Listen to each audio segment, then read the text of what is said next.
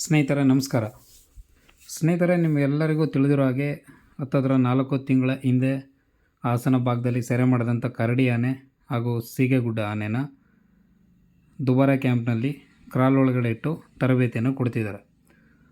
So ಇವತ್ತಿಗೆ ನೋಡೋದಾದರೆ ಹತ್ತತ್ರ 4 ತಿಂಗಳು ಕಳೆದಿದೆ. ಸತತವಾಗಿ ಮಾವುತರು ಈ 2 ಆನೆಗಳಿಗೆ ತರಬೇತಿಯನ್ನು ಕೊಟ್ಟು ಕಂಪ್ಲೀಟಾಗಿ ಪಳಗಿಸಿದ್ದಾರೆ. ಸೊ ನಮಗೆ ಮಾಹಿತಿ ಬಂದ ಪ್ರಕಾರ ನೋಡೋದಾದರೆ ಈ ಒಂದು ತಿಂಗಳು ಅಂದರೆ ಆಗಸ್ಟ್ 15ನೇ ತಾರೀಕು ಏನಿದೆ, ಈ ಒಂದು ತಿಂಗಳು ಕರಡಿ ಆನೆನ ಅಂದರೆ ಬಬ್ರು ಆನ ಅಂತ ಏನು ಹೊಸದಾಗಿ ನೇಮಕ ಮಾಡಿದ್ದಾರೆ ಹೆಸರನ್ನ, ಸೊ ಬಬ್ರು ಆನನ್ನು ಈ ತಿಂಗಳು 15ನೇ ತಾರೀಕು ಕ್ರಾಲ್ನಿಂದ ಬಿಡುಗಡೆ ಮಾಡ್ತಿದ್ದಾರೆ. ಈ ವಿಚಾರ ಕೇಳಿ ನಮಗಂತೂ ತುಂಬ ಖುಷಿಯಾಗಿದೆ.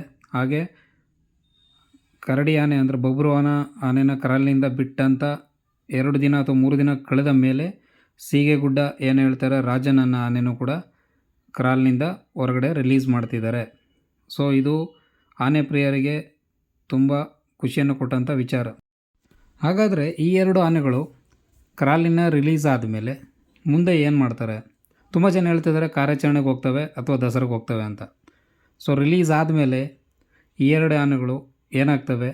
ಕಾರ್ಯಾಚರಣೆಗೆ ಹೋಗ್ತವ, ದಸರಾಗೆ ಹೋಗ್ತವ? ತಿಳಿಯೋಣ ಈ ವಿಡಿಯೋದಲ್ಲಿ. ಸ್ನೇಹಿತರೆ, ನನ್ನ ಚಾನಲ್ನ ಯಾರು ನೋಡ್ತಾ ಇದ್ದೀರಾ ಹಾಗೂ ನನ್ನ ಚಾನಲ್ನ ಇನ್ನೂ ಯಾರು ಸಬ್ಸ್ಕ್ರೈಬ್ ಆಗಿಲ್ಲ, ನಿಮ್ಮಲ್ಲಿ ಒಂದು ಸಣ್ಣ ಮನವಿನ ಮಾಡ್ಕೋತಾ ಇದ್ದೀನಿ ಸ್ನೇಹಿತರೆ. ನನ್ನ ವನಸೆರೆ ಅಫಿಷಿಯಲ್ ಚಾನಲ್ನ ಸಬ್ಸ್ಕ್ರೈಬ್ ಮಾಡಿ, ಹಾಗೆ ಇದೇ ಥರ ವೀಡಿಯೋನ ಅಪ್ಲೋಡ್ ಮಾಡೋದಕ್ಕೆ ಪ್ರೋತ್ಸಾಹ ನೀಡಿ ಸ್ನೇಹಿತರೆ.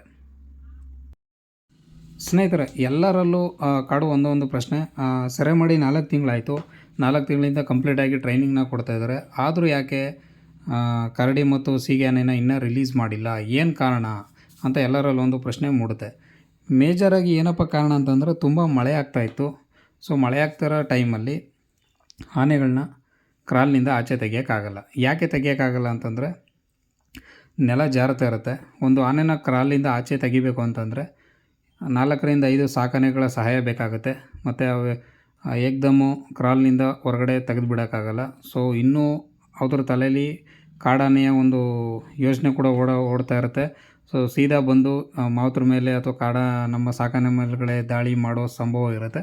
ಆ ಒಂದು ಕಾರಣಕ್ಕೆ ಸಾಕಾನೆಗಳ ಸಹಾಯ ಬೇಕಾಗಿರುತ್ತೆ. ಸೊ ಮಳೆ ತುಂಬ ಆಗ್ತಿರೋದ್ರಿಂದ ಜಾರೋ ಒಂದು ಚಾನ್ಸಸ್ ಇರುತ್ತೆ. ಜೊತೆಗೆ ಕ್ರಾಲ್ ಒಳಗಡೆ ಇದ್ದಾಗ ಆನೆಗಳು ಏನು ಮಾಡ್ತವೆ, ಅಲ್ಲಿರೋಂಥ ಮಣ್ಣನ್ನು ಮೈ ಮೇಲೆ ಎರಚ್ಕೊಳ್ತಾ ಇರ್ತವೆ. ಸೊ ಎರಚ್ಕೊಂಡಿದ್ದಾಗ ಮೈ ಮೇಲೆ ಆ ಒಂದು ಮಣ್ಣಿನ ಥಿಕ್ನೆಸ್ಸು ದಪ್ಪ ಜಾಸ್ತಿ ಆಗಿರೋದ್ರಿಂದ ಇನ್ ಕೇಸ್ ಕ್ರಾಲ್ನಿಂದ ಹೊರಗಡೆ ಬಂದಾಗ ಏನಾದರೂ ಅತಾಚೂರಿ ಆಯಿತು, ದಾಳಿಗಿಳಿ ನಡೆಸೋವಂಥ ಸಮಯ ಬಂತು ಅಂದರೆ ಮಾತ್ರ ಮತ್ತೆ ಟ್ರ್ಯಾಂಕ್ಲೈಸ್ ಮಾಡ್ತಾರೆ. ಸೊ ಟ್ರ್ಯಾಂಕ್ಲೈಸ್ ಮಾಡಿದಾಗ ಚರ್ಮದ ಮೇಲೆ ಏನಾದ್ರು ಮಣ್ಣಿತ್ತು ಅಂತಂದರೆ ಇಂಜೆಕ್ಷನ್ ಒಳಗಡೆ ಹೋಗಲ್ಲ. ಸೊ ಆ ಟೈಮಲ್ಲಿ ಈ ಥರ ಪ್ರಾಬ್ಲಮ್ ಆಗ್ಬೋದು ಅನ್ನೋ ಒಂದೇ ಉದ್ದೇಶದಿಂದ ಮಳೆಗಾಲದ ಈ ಟೈಮಲ್ಲಿ ತೆಗಿಯಲ್ಲ. ಸೊ ಇವಾಗ ಮಳೆ ಕಂಪ್ಲೀಟಾಗಿ ನಿಂತಿದೆ.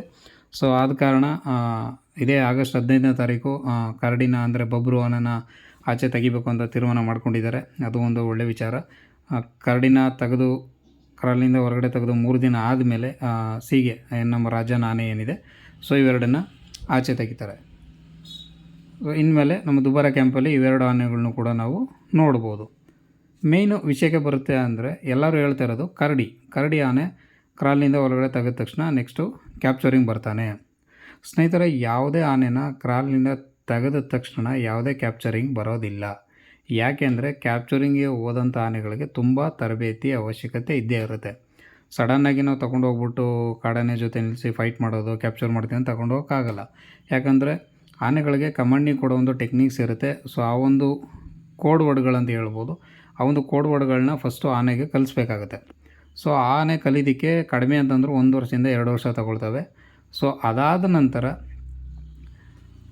ಏನು ಈ ಕರಡಿ ಆನೆನ ನಾವು ಕ್ಯಾಪ್ಚರಿಂಗ್ಗೆ ಬಳಸ್ಕೊಬೋದು. ತುಂಬ ಜನ ಹೇಳ್ತಾರೆ ಈ ಆನೆ ಕೋಡು ತುಂಬ ಚಿಕ್ಕದಿದೆ, ಕ್ಯಾಪ್ಚರಿಂಗ್ ಆಗುತ್ತಾ ಅಂತ.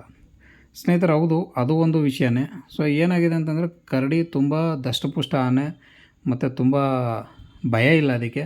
ಮುನ್ನುಗ್ಗಿ ಯಾವ ಆನೆಗೆ ಹೊಡಿತೀನಿ ಅನ್ನೋ ಕೆಪಾಸಿಟಿ ಆನೆಗಿದೆ. ಸೊ ಆದ ಕಾರಣ ಈ ಒಂದು ಆನೆ ಎತ್ತರ, ತೂಕ, ಗಾತ್ರ ನೋಡೋದಾದರೆ ಮುಂದೆ ಕ್ಯಾಪ್ಚರಿಂಗ್ಗೆ ಕೂಡ ನಾವು ಬಳಸ್ಕೊಳ್ಳೋ ಒಂದು ಸಾಧ್ಯತೆ ಇರುತ್ತೆ. ಸೊ ಒಳ್ಳೆ ಫೈಟು ಕೊಡುತ್ತೆ. ನೀವು ಗೊತ್ತಿರ್ಬೋದು, ಕ್ಯಾಪ್ಚರಿಂಗ್ ಮಾಡಿರೋ ಟೈಮಲ್ಲಿ ಅಭಿಮನ್ಯುಗೂ ಕೂಡ ಟಕ್ಕರ್ನ ಕೊಟ್ಟಿತ್ತು. ಮತ್ತು ಅದ್ರ ಜೊತೆಗೆ ಸುಗ್ರೀವ ಇದ್ರ ಜೊತೆಗೂ ಫೈಟ್ ಮಾಡಿತ್ತು. ಜೊತೆಗೆ ಪ್ರಶಾಂತನಿಗೂ ಕೂಡ ಫೈಟ್ ಮಾಡಿತ್ತು. ಪ್ರಶಾಂತನಿಗೆ ಹೇಗೆ ಕಾಲು ಕಟ್ಟಿದರೂ ಕೂಡ ಫೈಟ್ ಮಾಡಿತ್ತು. ಸೊ ಆದ್ದರಿಂದ ಮುಂದೆ ಫ್ಯೂಚರಲ್ಲಿ ಒಳ್ಳೆ ಕ್ಯಾಪ್ಚರ್ಗೆ ಬಳಸ್ಕೋಬೋದು ಅನ್ನೋ ಒಂದು ಆನೆ ನಮ್ಮ ಕರಡಿ.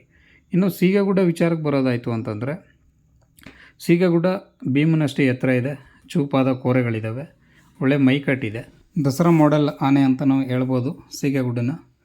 ಸೊ ಅದು ಕೂಡ ತುಂಬ ಧೈರ್ಯವಂತ ಆನೆ. ನಿಮಗೆಲ್ಲರಿಗೂ ಗೊತ್ತಿರ್ಬೋದು, ತುಂಬ ವರ್ಷಗಳ ಅಥವಾ ತಿಂಗಳುಗಳ ಹಿಂದೆ ಮದ ಬಂದಿದ್ದಾಗ ಹಾಸನ ಭೀಮ ಕಾಡಾನೆ ಭೀಮನಿಗೆ ಹೊಡೆದಿತ್ತು. ಆ ವಿಡಿಯೋ ಎಲ್ಲ ನೀವು ನೋಡಿರ್ತೀರ. ಸೊ ಆದ್ದರಿಂದ ಎರಡೂ ಆನೆಗಳು ದಸರಾಗೆ ಬರ್ತವೆ, ಎರಡೂ ಆನೆಗಳು ಕ್ಯಾಪ್ಚರಿಂಗ್ ಹೋಗ್ತವೆ ಅಂತ ತುಂಬ ಜನ ಹೇಳ್ತಾರೆ.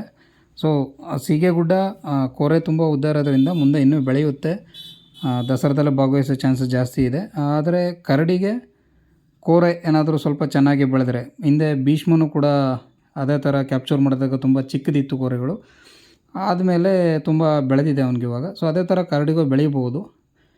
ಸೊ ಅದರಿಂದ ಎರಡು ಆನೆಗಳು ದಸರಾಕ್ಕೆ ಬರಲಿ, ಎರಡು ಆನೆಗಳು ಕ್ಯಾಪ್ಚರಿಂಗ್ಗೆ ಹೋಗಲಿ, ಒಳ್ಳೆಯ ಹೆಸರನ್ನ ಮಾಡಲಿ ಅಂತ ನನ್ನ ಒಂದು ಭಾವನೆ ಸ್ನೇಹಿತರೆ. ಸೊ ನಿಮಗೆ ಏನನ್ಸುತ್ತೆ ಕರಡಿ ಮತ್ತು ಸೀಗೆ ಬಗ್ಗೆ? ನಿಮ್ಮ ಅನಿಸಿಕೆಯನ್ನು ಕಮೆಂಟ್ ಮುಖಾಂತರ ತಿಳಿಸಿ. ಇಷ್ಟೊತ್ತು ವಿಡಿಯೋ ನೋಡಿದ್ದಕ್ಕೆ ಧನ್ಯವಾದಗಳು. ನನ್ನ ಚಾನಲ್ನ ಸಬ್ಸ್ಕ್ರೈಬ್ ಮಾಡೋದನ್ನ ಮರಿಬೇಡಿ.